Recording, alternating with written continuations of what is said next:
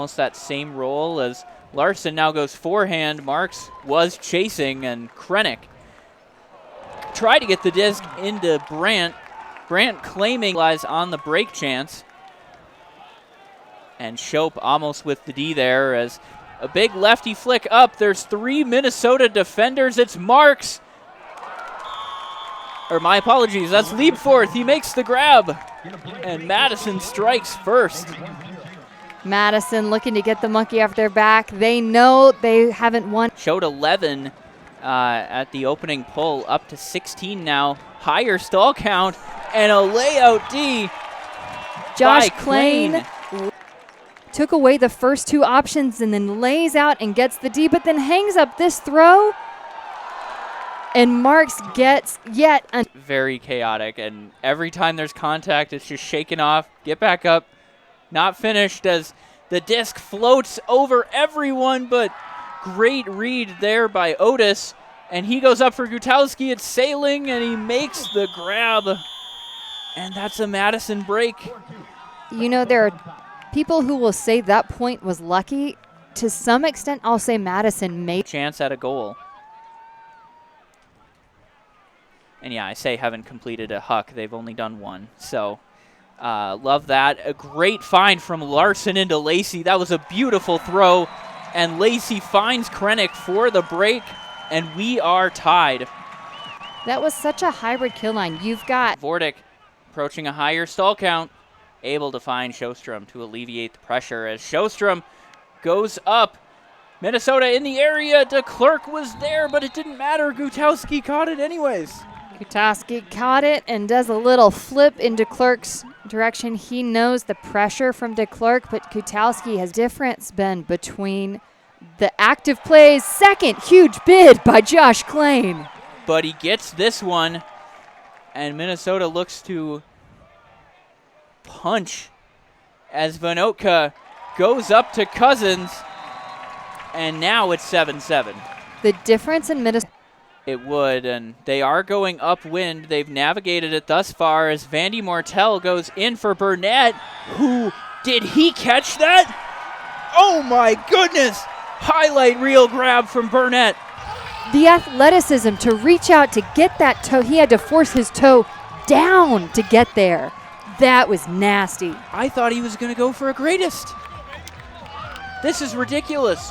What a play by Burnett.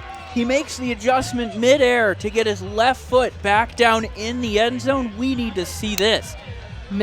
Burnett is hyped. He's hyping up the fans. The fans are on their feet responding. That is exactly what Minnesota needs. After mid-bobble to make the grab as another bid by Walsh goes, and now Robert going for his 3rd goal. Pollard is going to say no. Pollard gets up, and the fans get up with him. They are on their feet. Pollard was beat. Pollard was busted, but the disc hung up. And what a great grab. I want to shout out Mac Weber. He is causing Will Brandt all kinds of trouble, but Greg Cousins streaking deep. Klain found him, and he makes the grab for the break. Great catch by Cousins with Grindy on him. 2 big dunks in a row. First Pollard, now Cousins. The stands are rumbling. That was a big one. Minnesota is getting these across, but the continuation downfield is not there. The timing is off. And so they're not getting the big plays that they want. Gutowski couldn't finish. Krennic brings it home. And there's the big play that Minnesota needed, that there was on the near side. Has something to say about what I just said.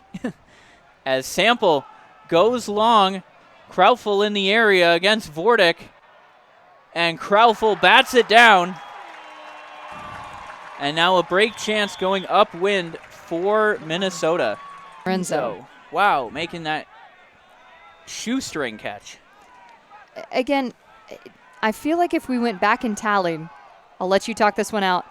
Yeah, as Chun Moy gets the goal, waves high to the fans, or bye to the fans, as Ronabot with a nice put in the back of the end zone gets Madison within 1. Just on a platter, and that is the danger and the effectiveness of having a handler cut And we mentioned we wanted to see that completion percentage a little higher. Minnesota now up to 94% after some efficient offense in the third quarter. As now the throw up to Chun Moy, who makes the grab in the end zone. And it is nighttime at the end zone. That's the newest musical, I guess. He is doing it for this Madison team. You see him cutting from almost parallel. That shot out to space. DeClercq was there, but Chun Moy just accelerates what I'm talking about with Gutowski. He didn't have that 2 years ago. It makes him so much more of a threat. And now Alexander in the red zone. A nice play there by Hanscom. It's worked so far as Vinotka goes up and around.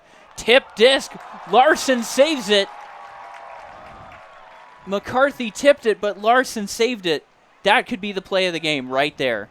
If Madison goes down and scores instantly off that, it's a tie game and huge contact. Vinotka makes the grab, and now instead it's a 2-goal game. Vinotka, Wilson, the veterans. Wilson has to make that play. Vinotka has to make that catch. They both absorb the contact, say it off, but I agree with you. That save, this huge. The acceleration by Larson. Digleets connecting there towards the end. I'm curious if that changes Gutowski's play, but out to space. Gutowski unable to get it to Sample as Kraufel, no fly zone. You saw the celebration there. That's his second big D. And we're seeing Sample throw. I'm really enjoying how effectively Krennic is getting open against this Madison defense. He's making non-traditional cuts, and he and Shope just so effective. And the disc goes off Shope's head, and Kraufel catches it anyways. Circus. If we're Mario. Absolutely, and that's the final completion. That'll do it.